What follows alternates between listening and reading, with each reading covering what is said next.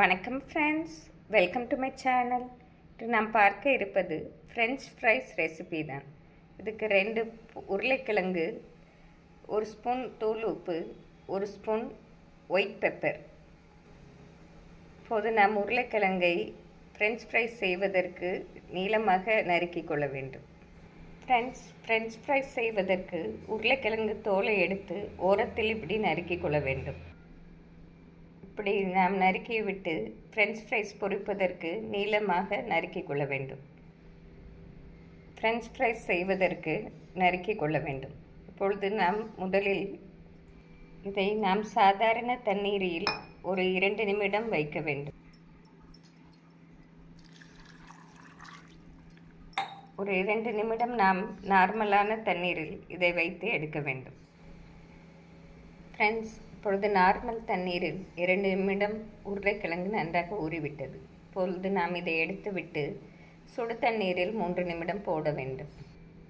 இதை நாம் தண்ணீரிலிருந்து எடுத்துவிட்டு கொதிக்கும் நீரில் சிறிது அரை ஸ்பூன் உப்பு போட்டு இந்த உருளைக்கிழங்கை போட்டு 3 நிமிடம் கொதிவிட வேண்டும்.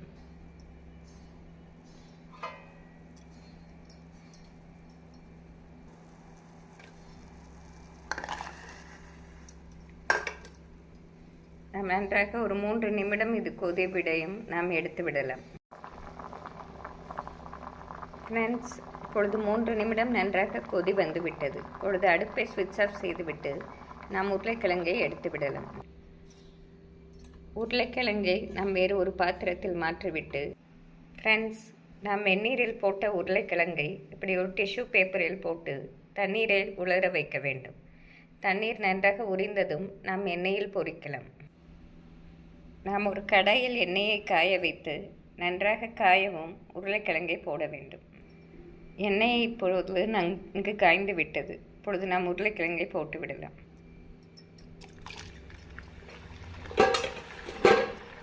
நாம் இதை ஹை ஃப்ளேமிலே வைத்து 2 நிமிடம் வேக வைக்க வேண்டும்.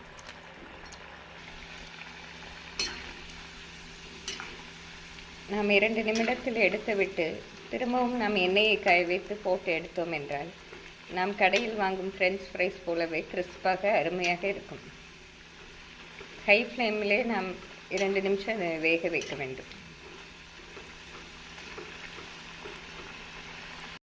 ஃப்ரெண்ட்ஸ், இப்பொழுது 2 நிமிடம் ஆகிவிட்டது. இதை நாம் எடுத்து விடலாம். நாம் பொரித்ததை எடுத்துவிட்டு திரும்பவும் எண்ணெயை நன்றாக காய வைத்து இதை ஒரு 3 நிமிடம் போட்டு எடுத்தோம் என்றால் அருமையாக ரெடி. இப்பொழுது எண்ணெய் நன்றாக காய்ந்து விட்டது. நாம் திரும்பவும் இந்த உருளைக்கிழங்கை பொரித்து எடுத்து விடலாம்.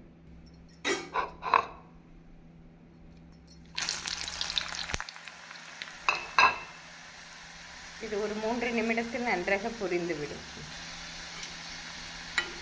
நாம் ஹை ஃப்ளேமிலே வைத்து தான் பொரிக்க வேண்டும். அப்போது தான் கிறிஸ்பாக வரும். லைட் ப்ரௌன் கலர் வரையும் நாம் எடுத்து விடலாம். இது நாம் கடைகளில் வாங்கும் ஃப்ரெஞ்ச் ஃப்ரைஸ் போலவே கிறிஸ்பாக அருமையாக இருக்கும்.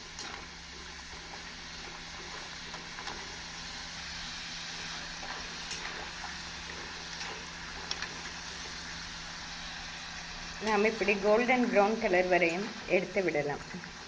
இது சரியான பதமாக இருக்கும்.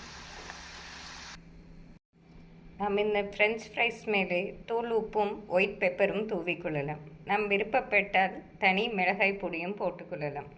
அவரவர் டேஸ்ட்டுக்கு ஏற்ற போல் நாம் போட்டுக்கொள்ளலாம்.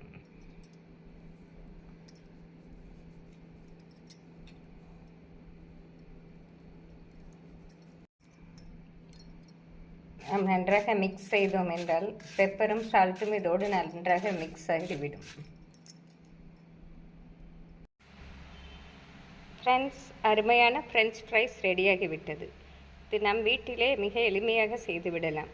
குழந்தைகளும் விரும்பி சாப்பிடுவார்கள். இதை செய்து பார்த்து எப்படி இருக்கிறது என்று கூறுங்கள். Thank you friends.